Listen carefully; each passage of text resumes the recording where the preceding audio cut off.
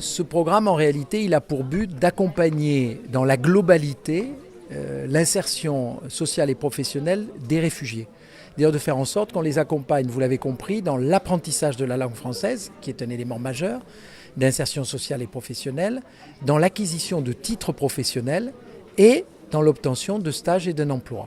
Et ici, on est dans un des centres, finalement, d'AFPA, qui forme ces réfugiés à l'intégration professionnelle. On l'a vu dans deux secteurs, tout ce qui est distribution et là, bâtiments et travaux publics, qui sont des secteurs dans lesquels il y a de l'embauche. Donc finalement, comme je le disais tout à l'heure, on a la chance de conjuguer deux politiques publiques. La première, l'intégration des réfugiés. La seconde, finalement, une politique d'entrée sur le marché du travail dans des secteurs qui embauchent.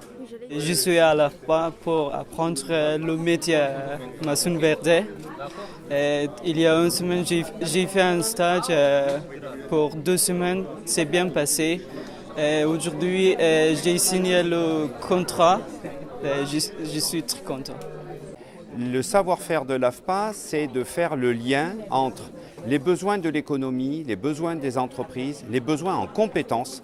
Et nous savons faire acquérir des compétences et suivre l'évolution des compétences dans les métiers et les profils des publics. Et là, il s'agit de publics particulièrement éloignés de l'emploi parce qu'en plus, si j'ose dire, ils viennent de loin. Ce sont des réfugiés, majoritairement des Soudanais, des Afghans, des Érythréens.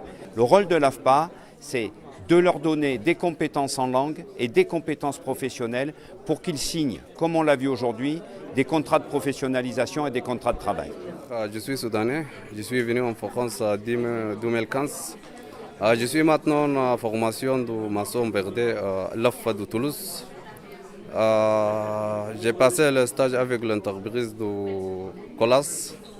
Et maintenant, j'ai signé le contrat avec le directeur de Colas. Je suis très content.